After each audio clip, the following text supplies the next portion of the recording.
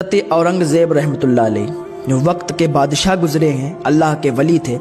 इनका एक बावर्ची था जो अपने गांव में अपने घर में ये बताता था कि मैं बादशाह का बावर्ची हूँ और मेरी तो वहाँ पर बहुत चलती है, मेरी बहुत सुनवाई होती है। बहुत बड़ी बड़ी होते कुछ लोग जो अपनी बहुत बड़ी बड़ी हाँकते हैं, छोटी छोटी बातों को बहुत बड़ा बड़ा करके बताते हैं। तो ये शख्स था बावर्ची, ये अपने गाँव में अपने घर में अपनी बीवी के सामने बहुत बड़ी बड़ी बातें करता था।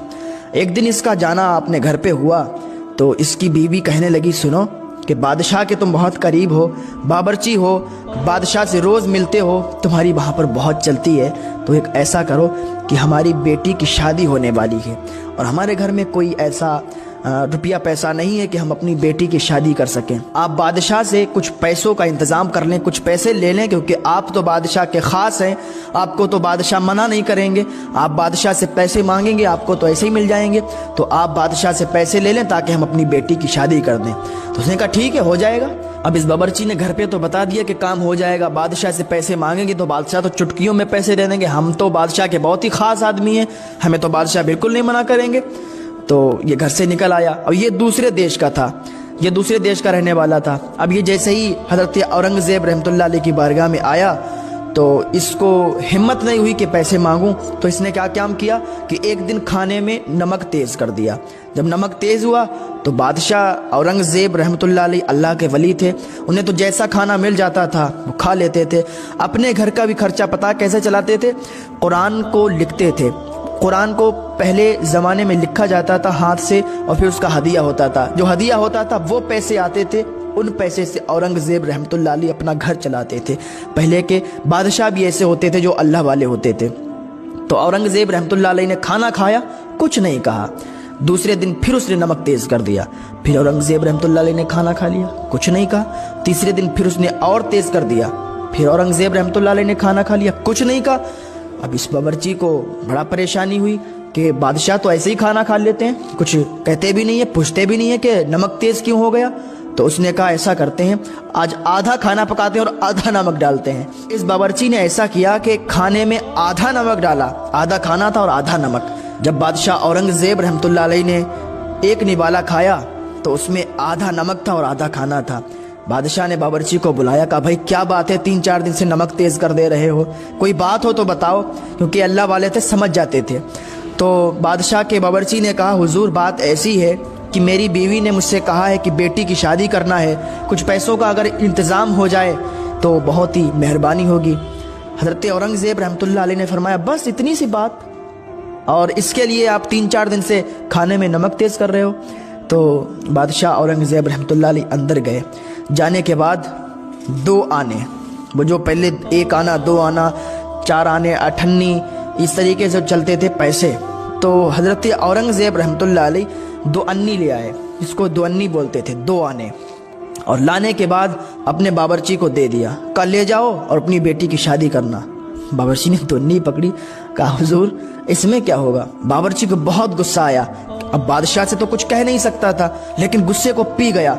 सोचने लगा कि यार बादशाह हैं, बादशाह से मैंने अपने बेटी के शादी के लिए पैसे मांगे, इन्होंने 2 आने दे दिए। 2 आने में क्या होता, फल भी सही से नहीं मिलते हैं, 2 आने दे के बेटी की शादी हो जाएगी।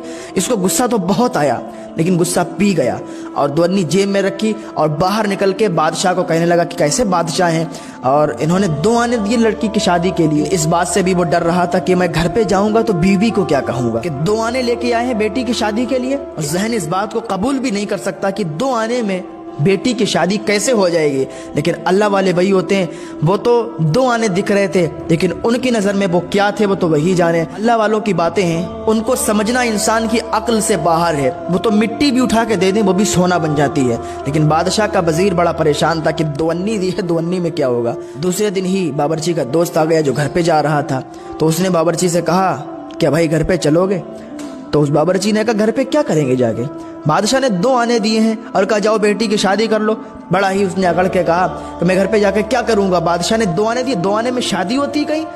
तो उसने कहा अच्छा तो मैं तो जा रहा हूँ घर पे। उस बावर्ची ने कहा सुनो ये 2 आने हैं, इनके फल ले जाना घर पे और बच्चों को दे देना जाके, और बीवी से कहना कि वो थोड़े दिन के बाद आएंगे पैसों का इंतजाम करके।